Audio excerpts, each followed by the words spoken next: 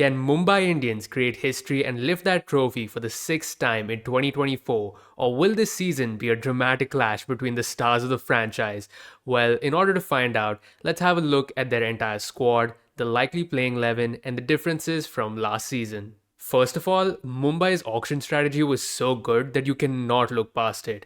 They added Dilshan Madhushanka and Gerald Coetzee to their already strong pace battery with Jasprit Bumrah. And this time he is fully fit because in 2023 he was ruled out and he was a big miss for them. And of course, the biggest news of all, letting go of a Cameron Green to get Hardik Pandya back from Gujarat Titans. It is confirmed this season that Hardik will be the captain, which does leave a sour taste for all those fans who were so invested in their 5-time winning captain, Rohit Sharma. When you look at the squad, they have every piece of the puzzle. The only thing that can stop this team is themselves. It's going to be interesting to see whether Hardik can actually lead his troops and get their respect, or will they all just be divided around him and that'll just lead to the franchise failing miserably? I mean, one family, right? If we were to make the likely 11, there is no doubt in my mind that Rohit Sharma and Ishan Kishan will be opening the batting. These two have been a little inconsistent at times, but here's hoping for a good season for Rohit Sharma because India needs him desperately to fire from the top. What I'm hoping to see from him is big runs, making use of that power play, and at the same time making a huge statement to the franchise that removing him from the captaincy role was the biggest mistake they could have made. They also get a nice left and right hand combination, and Ishan Kishan does keep wickets, so just in case he does get injured, they do have a backup in Vishnu Vinod. At number 3 is the one and only Surya Kumar Yadav.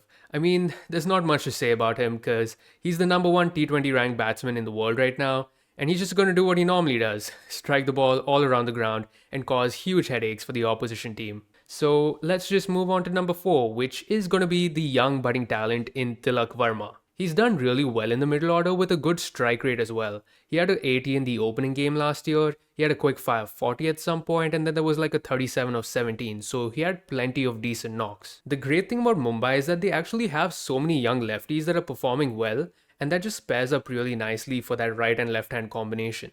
Now moving on to number 5, we have the captain himself, and I feel like if it were up to him, he would go in and bat at number 3, but he might just get a bit too much hate for that, so yeah. He's a hard-hitting batsman who can do really well at the Wankhede, but I have a sneaking suspicion that the crowd's not really going to be on his side.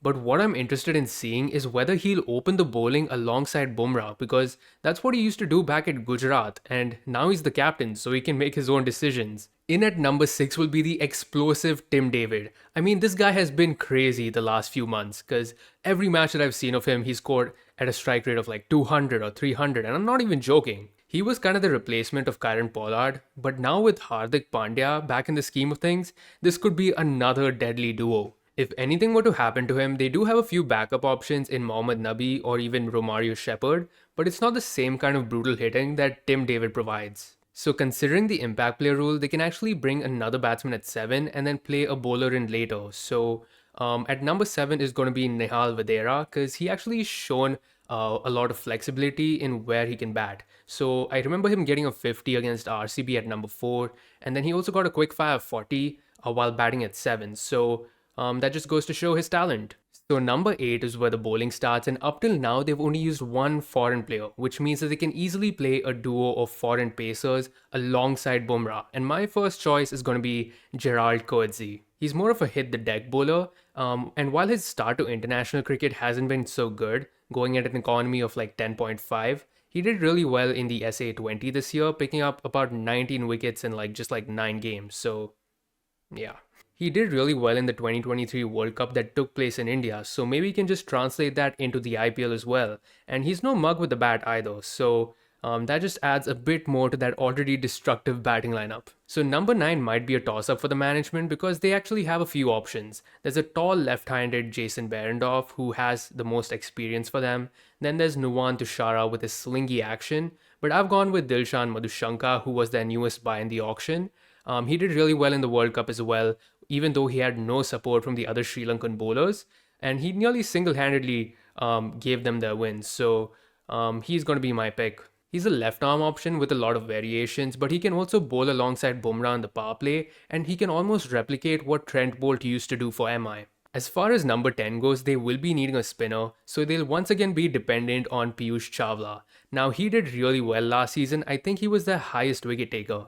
But if he doesn't find that same kind of form, then they might be struggling for options because in the backups, there's only a Kumar Kartikeya, maybe a Shreyas Gopal, but there's a reason that he hasn't been picked in the IPL auction for the last 2 to 3 years. I think Shams Mulani could also be an option because he was retained by the franchise and he's been doing decent work in the domestic scene. So yeah. So when it comes to number 11, there's no discussion needed. Jasprit Bumrah will and always will be that first name on the team sheet. He's an absolute match winner who can bowl in any conditions and any situation of the game. He picks up wickets in the power play and then comes back to the death to nail those Yorkers and restrict the opposition. But the most important aspect about him is that whenever the captain is in a tough situation, he can always look over his shoulder and see Bumrah asking for the ball. He's that good. He was such a huge miss for them last season, and it's quite surprising that they even made the playoffs without him. I mean, most of the time they batted the opposition side out of the game, but on certain situations there was one name that stood up, and that is Akash Madhwal. He picked up a brilliant 5-for against Lucknow Super Giants and a 4-for against Hyderabad, which are considered match-winning performances, and even after that, he might not get a game this season because Bumrah's back, and unless there's an injury concern, he's not going to play, so he's a good backup option to have. As far as the impact player goes, they have a few options, but I think they'll be perfectly fine if they decide not to play with it. I mean, their team is that good, but they can use a Romario Shepherd to strike big at the end of the innings and give a few overs of pace as well. But it's mostly unlikely because they already have 16 overs of pace, 3 from genuine fast bowlers and a Hardik Pandya. So they probably go in with a second spinner, whether that's a Kumar Kartikeya or a Mohammad Nabi. I'd probably go with Nabi. He gives you something with the bat as well. He's the more experienced off spinner, and he actually has a low economy in the IPL, so he could be that guy for them. So that's the likely 12 for the season, and honestly, there's not much more to say about Mumbai. They're looking settled with a great pool of Indian players that allows them to be flexible with that bowling lineup. I guess another talking point is that this is going to be another season where Arjun Tendulkar doesn't get a single game. The only weak area that Mumbai has right now is that spin department, but it doesn't really matter when you're playing most of your games on good batting tracks like Wankhede. This is one of the strongest teams on paper, and if Mumbai play to their potential, then nobody can stop them from getting their 6th championship title.